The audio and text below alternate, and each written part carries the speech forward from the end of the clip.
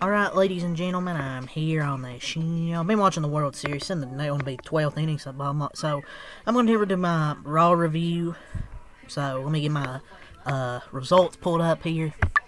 So, let's get into this Monday Night Raw review here. My thoughts on Raw tonight before Saturday night's main event. Coming up soon. So, 5 days away, the Saturday night's main event.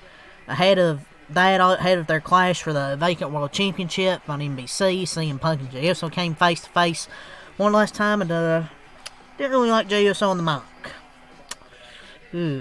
Kind of rough out there, I thought. So we'll go over that.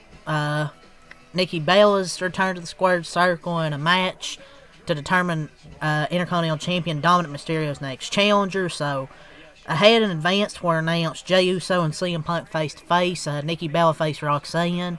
Number 1 contenders match for the shot at the Intercontinental Championship, Rusev versus Penta. The women's tag team championships with Alexa Bliss and Charlotte Flair versus Bayley and Lyra was the card. So let's start with the opening segment. CM Punk and Jey Uso face to face. Jey Uso, yeet, hit the ring to kick off Raw, and quickly turned his attention to the number of people in his ear. Of late, including Roman Reigns, his brother Jimmy, and his mother. He claimed not to care about what any of them thought, which brought CM Punk out to confront his opponent for the vacated World Heavyweight Championship at Saturday night's main event. Punk said he watched Uso throw his own brother over the top rope last week, and then asked how far he's willing to go in their match in Salt Lake. I need to be World Heavyweight Champion like I need air in my lungs. Uso exclaimed, "Screw you, Punk," before uttering his catchphrase and exiting the ring to close the segment. This was not the plan. There was no recognized issue between Punk and Uso. It was abundantly clear in the segment. This was a whole lot of nothing. Punk was great. He tried to make the story about the depths to which Jey would go to beat him, but there was no real follow-up from the former world champion, and as a result, was a segment of television that did not create any additional excitement for the match, for that match, which I'm not really excited for anyways. You could have had a L.A. Knight, versus CM Punk in would have been a way better match. So yeah, not a great segment here to start the show. Really, from Jey Uso's side, it's just not. I don't know why they keep trying to push Jey Uso down our throats. I don't care. The merchandise. I don't give a shit about the merchandise. He's just not that good.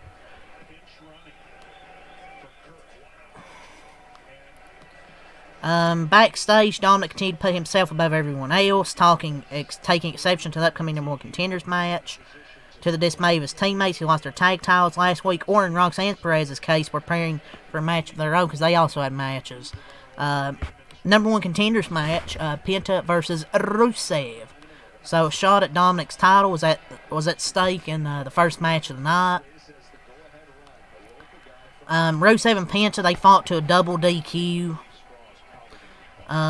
It was a good match, but as the action intensified, Los Americanos hit the ring, drawing a double DQ. El Grande Americano joined his cronies in the middle of the ring, but ultimately earned the wrath of Rusev. He cleared the ring of the sidekicks, and Penta set Americano up for Mexican Destroyer, but the heels escaped. So this was a good match between Rusev and Penta, ending in a double DQ. So the match was good. Otherwise, as Rusev and Penta have strong in-ring chemistry, might they have even better chemistry as partners with a potential showdown, like against the Americanos being the result of this?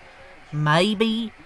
But this was a strong match. They had good in-ring chemistry. Mysterio has history with Americano, giving Chad Gable the idea to embrace the luchador gimmick in the first place, and despite Ludwig Kaiser now filling the role, it made sense to him and his Americanos would cost a non-finish, saving him from having to battle either one. And backstage, L.A. Knight, he announced his intention to go after Punk Russo after Saturday night's main event. Why couldn't you just have him wrestle at Saturday night's main event? I swear Triple H hates L.A. Knight, dude. Swear he hates him. All the other champions every other guy that's 40 can be world champion, but not L.A. Knight. He gets over in his own, I guess that's why. Nikki Bella versus Roxanne Perez. This was it was okay. Perhaps it is a lack of consistent in-ring performances, but Nikki still looks a step or two slower, if not uncomfortable, in the ring against like the stars of today. This was better than her match with Becky Lynch from a few months back. Like, it was better than that Becky match, and Perez is as good as opponent as there is, but she still looks hesitant out there. That would likely change if she was in the ring like more often, maybe. This was okay. I mean, Roxanne did defeat Nikki, which is good. So, after the match, Stephanie made the save for being a 2-on-1 beatdown. But yeah, this was okay. LA Knight versus Braun Breaker in the main event. LA Knight takes the pin. Braun Breaker defeats LA Knight. This was good. Knight and Breaker mesh well. And this was another good, solid match featuring two top stars on the brand. It feels repetitive, yes, if for no reason than the fact that Knight has already worked with every major star on Monday nights, despite arriving just a few months back. Still, the quality was there. The finish sequence was great, and the result, it was an above-average match that highlighted strengths of both wrestlers. So I thought it was good. And Adam Pearce, though, backstage informed Dominic he'll defend the Intercontinental Championship against Rusev and Penta at Saturday night's main event. It's gonna be a triple threat match. Saturday night's main event looks like a good card for this week. Hopefully, it actually delivers. But yeah, this was a solid above average main event. Would like to see LA Knight get some wins at some point. I know they're trying to make Braun Breaker look really strong. I love Braun Breaker too, but I want to see LA Knight get some wins, man. But yeah, as for this show, Sheamus then faced JD McDonough. Sheamus faced JD. I thought this was really good, man. This was a really good match. JD McDonough actually defeated Sheamus. The babyface teased a Celtic Cross to Balor, but instead stopped McDonough and ragdolled him over the announce table back inside. Sheamus called the rope, but Balor caught him with a Sheila, or how the fuck you say that move? And then McDonough delivered a Spanish fly from the top rope for the win. McDonough's been one of the best workers on Monday Night Raws all year. It's good to see him get more opportunities to compete in like singles competition. Predictably, him and Sheamus were great here, delivering a strong match. That was impacted by the interference of Balor. Letting them go and it across two segments will always be a good idea. And Adam Pearce granted Balor McDonough demands for a tag team title match on next week's show. But I'll give the show like a 7 out of 10 tonight. Like, wasn't much real storyline progression. All tonight was Dead setting the table for Saturday night's main event and giving us some damn good pro wrestling every 2.5 hours. You know, with CM Punk and Jey Uso, I don't know if either of them should be world champion right now, because I'd rather see CM Punk have his moment in Chicago. Jey Uso, because just no, we've already seen that. CM Punk winning the world title should be the WWE title and not on Saturday night against Yeet Man.